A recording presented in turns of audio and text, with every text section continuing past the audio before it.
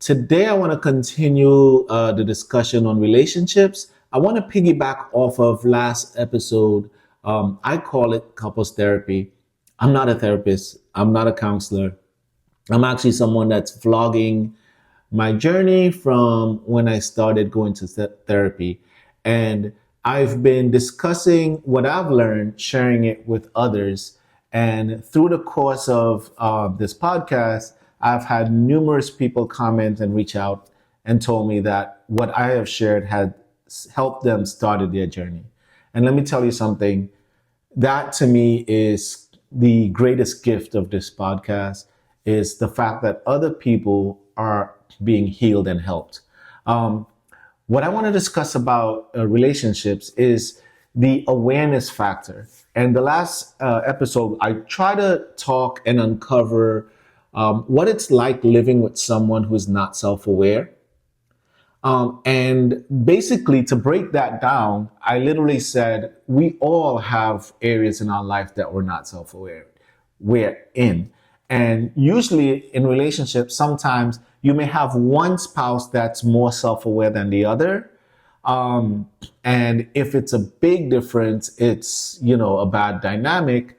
And a perfect balance or a great balance in relationships is when you have two people that are constantly searching for self-awareness, that is open to critique, criticism, and for the greater good of the relationship. When two people can come together, that to me makes a great relationship.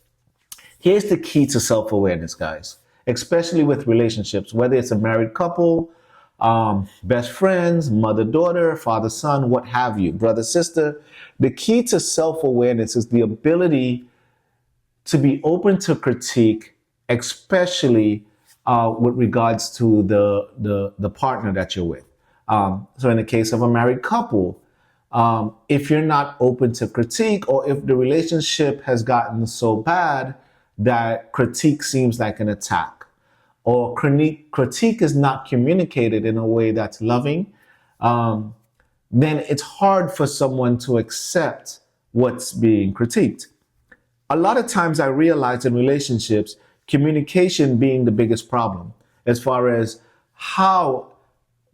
what I notice about you, how I get and deliver that message across to you. And I've learned that in therapy, everything that I thought that I was good at, I'm gonna break it down to you like this. If you follow all my past social media with my family, you would say that, man, this guy is the greatest father, he's the greatest husband. From the time his kids were small, we're fishing, we're beach, we're doing everything. And I actually thought, before I started my journey, that I was an amazing father, an amazing husband, because I'm trying to do everything different from my family of origin, in the household in which I grew up. I'm trying to do everything different from like my father, for say. What is this big white light here? Oh, that's a cloud. Oh yeah. So I'm I'm like, is that a light from the lighting in the room? Oh no, right here, that's an actual cloud. Sorry, I have ADHD, forgive me. So from my family of origin, what I try to do was be different, right? So I came up from an abusive family, so abuse was far from me, right? Spending a lot of time with my kids, fishing, doing everything that I thought that a father should do with their kids. Coach dad, I'm coaching my kids in sports. You see, I thought I was self-aware. It wasn't until I started going to therapy and being open to have someone listen to me, evaluate me, hear me out, to show me perspectives about myself that I didn't realize. Here's what I came to realize. I was not that good of a father, nor was I that great of a husband. I was just doing things differently. Hear me out. I was not in reality, not my perception, in reality, I was not that great of a father, nor was I that great of a husband. You only know what you know, and you don't know what you don't know. Once I was open to the idea of going to get counseling and have someone evaluate me and have someone point out things about me that I didn't realize, I looked at the difference and I said to myself, dang, like I was so far from what I wanted to be. But that understanding and realization didn't come because I was quote unquote self-aware. I thought I was. True self-awareness is being able to receive feedback from others from their observations, especially people who love you, especially people who want the best for you. And if you have a hard time with that, usually that's tied into insecurities, deep-rooted insecurities, where observations is viewed as attacks, where, hey, can I talk to you for a second? I noticed something. And defenses and walls go up. A lot of times it's your own insecurities that's preventing you from becoming the best version of yourself. Guilty, guilty, guilty as charged. So if there is an inability to receive feedback from a wife, a child, and in your eyes, I'm doing everything. I mean, I'm working, I'm putting food on the table, I'm providing, I'm watching movies, I'm taking y'all on vacations, I'm doing everything. What else you want from me, right? I know that feeling. But when you realize that loving and being in relationships with individuals is not how you perceive that you're loving, because a lot of times we love others out of our love language, but we don't love others in their love language. So we see what we're doing as great, as loving, as amazing. Why aren't they happy? They're never satisfied. No matter what I do, they're never satisfied. And the emphasis is always on the other person or the other people. When you take a step back and accept the feedback, even if it's hard to hear, even if you don't see it at the moment, you take the feedback, you process it. I could almost guarantee you that 9 times out of 10, there is a lot of truth in the feedback. Sometimes we're not willing to receive it or hear it. And I'm going to give you real examples. For example, let's use my kids. If you look at how I raise my children, always in sports, fishing, camping, you name it, right? My wife and I, we're doing everything to give our kids the life we never had. Put them in the best neighborhoods, put them in the best schools, private schools, you name it, right? One day, when my son was about maybe, I don't know, like 13 or 14, we just asked him, like, do you feel like we love you? And he was like, not really. And my wife and I was like, what? Like, I don't get it. Like, you know what? And we did not dismiss that response. I try to be the father that always hugs my kids. But what happened is, and to make a long story short, we were not loving our kids in the language that they needed to receive love. We were loving them in the way that we thought we knew how to receive love. You see, self-awareness is the ability to take feedback, even if it's from a 6-year-old.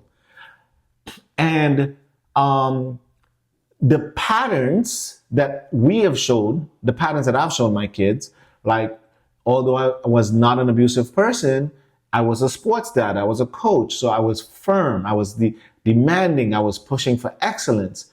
But in that coaching, I didn't realize I was using intimidation. So I'm still following the patterns of growing up in an abusive family. Although there was no abuse, intimidation is a form of abuse. So intimidation into getting them to perform at a high level, intimidation into falling in line and being disciplined, So realizing that form of intimidation can create timidness, can create um, trauma within its own self. So our kid, we put him in counseling since he was 13. And once I realized how my family of origin, upbringing, affected my parenting, and I realized that through counseling, through having someone else evaluate me and help me realize, right, the effects of my childhood, how it was affecting the household and my parenting and my marriage. Now I had a greater self-awareness that I would not have come to a conclusion on my own. And there's many of you watching this who I guarantee you, even me today, are pretty sure we know ourselves until someone says, hey, until there is feedback that you've always heard, but you never really believed, until one day it hits you like a ton of bricks and was like, really, I didn't realize I was like that.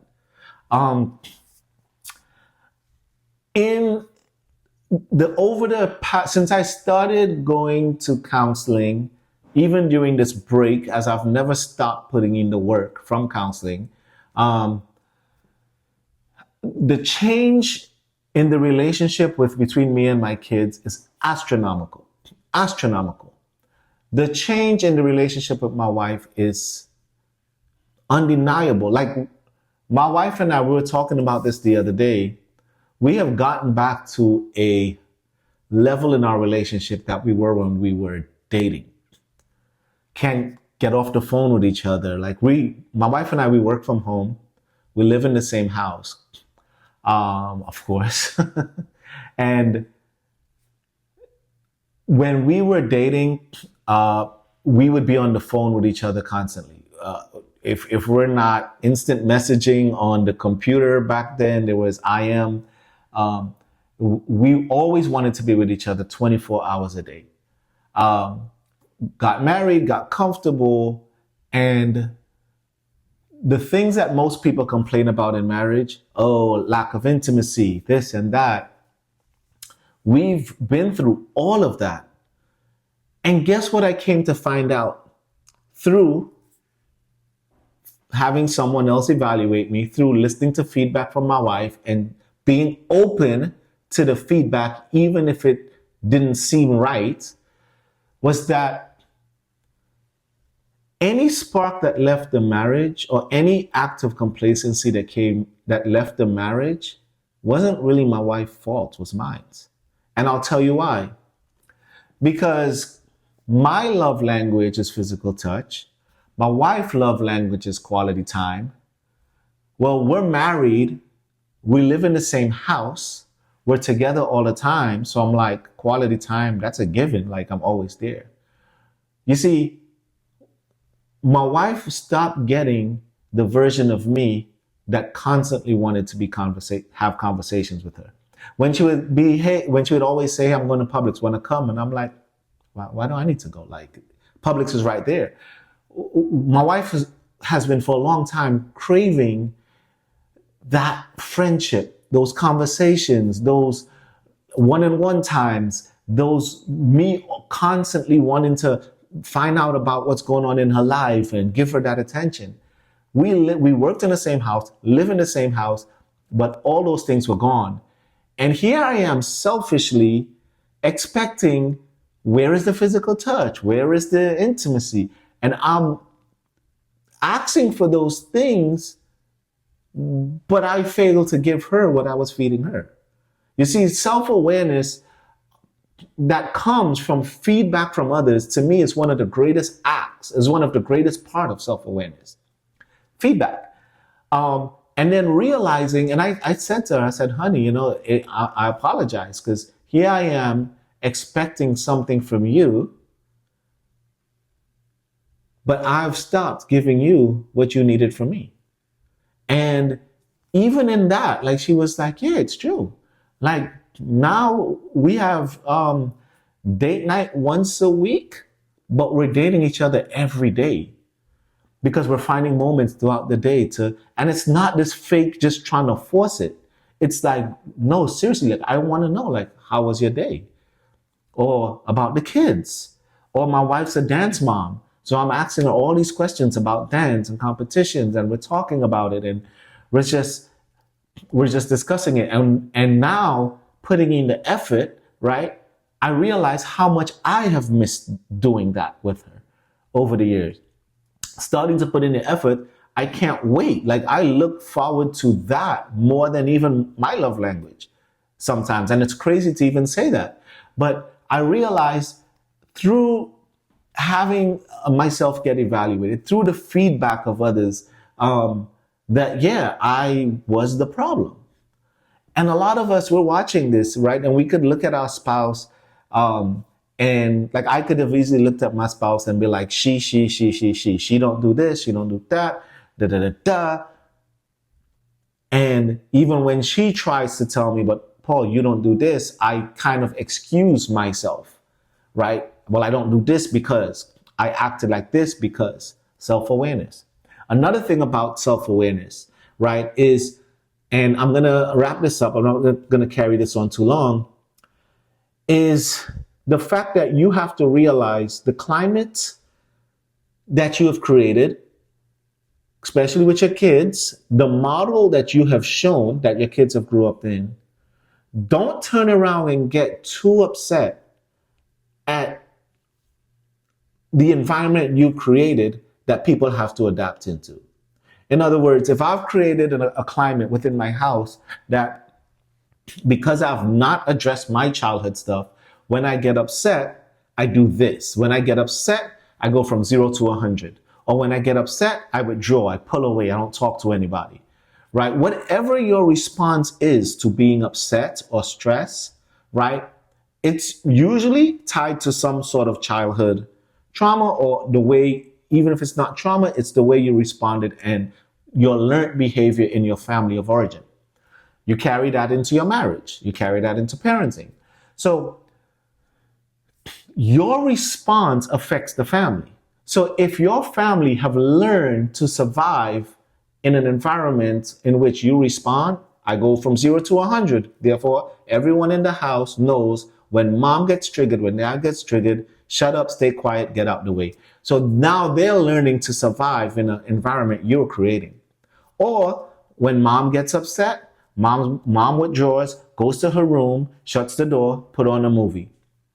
So everyone learned, same thing. Mom's upset, shut down. So now you have modeled for your family and your household how to behave. You've also forced them to survive in that environment. So whatever they're doing, they're surviving and they're learning to survive in that environment. And now you come back and you're like, why is no one talking to me? Why is everyone walking on eggshells? Why is everyone treating me weird? You've created that environment. So now you have to live in it. You have to accept it, and you have to be the one to fix it. Another thing before we go is the feedback to that point. It usually comes in conversation. If you are listening to this and you're saying, okay, you know what, Paul, I want to be more self-aware, I'm ready to take feedback, then give me practical steps on how to do that. Conversation, conversation, conversation. If you're not in counseling, if you're not seeing a therapist, you're in a marriage, I promise you, put it in your calendar. If you calendar this and you make it something you do at least once a week, I encourage more, but at least once a week, sit down and communicate and be open to everybody's feedback. You talk about wanting to be more self-aware. You talk about wanting to be a better version of yourself. That's key. Set aside family meetings, set aside date nights, set aside conversation nights, set aside something. This has to be, I don't care how busy your life is, this has to be on the top of your calendar. I'm dead serious. My wife and I are learning to prioritize our date nights as if it is greater than work. And it actually is greater than your work, because your work could fire you tomorrow, right? And we're prioritizing it so high now that those nights that where we're dating each other and conversation in our family dinner time, We have a crazy busy family dinners. I'll be honest with you guys, because of dance and my kids' schedule, we could only be together once a week for dinner. That's how crazy our life is. But that on our calendar is top tier. Saturday evening, we're doing a nice family dinner. And then Sunday evening, we do church because my wife works during the day on Sunday. And that's where we get to talk. And that's where we're going to talk about feelings, emotional intelligence, critiques in a way that is loving and engaging and supportive. I don't care how far gone your marriage is. I don't care how far gone your family life is. You make this a priority. And if the people within the household really want change and want a better version of themselves, I'm not talking about you have one bad episode and you do a family night once. This has to be consistent. I'm dead serious. I don't know how I could be more strict or more serious on what I'm saying right now. I know we've done it too.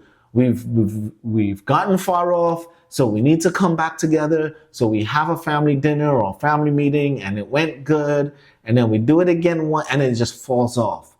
Let me tell you something. You have to make this like the most important thing you're doing in your life, which should be.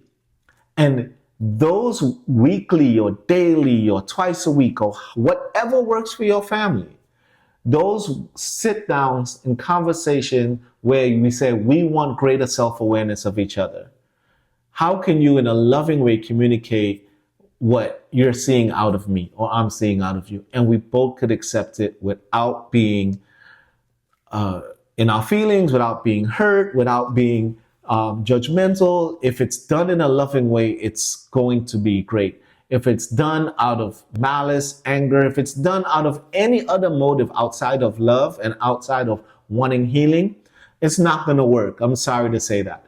But if you're in a relationship or family that you both want to make things work or see things through, or the whole family, I guarantee you this is something. And then everyone have to make sure we keep.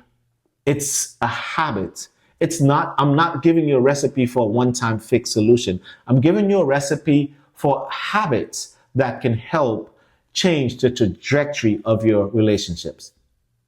Ladies and gentlemen, all of this to say, one of the greatest keys to self-awareness is the ability to be evaluated, in my opinion, by a professional, and two, the ability to receive feedback from others. Because none of us on our own can be truly self-aware of everything about us all on our own. Usually it comes back in feedback from people that genuinely love you. Ladies and gentlemen, my name is Paul Larry. This was another episode of the Paul Larry Podcast. If you liked anything I said today, please feel free to like, share, subscribe. And thank you again for joining the conversation with me, following my progress, and be blessed.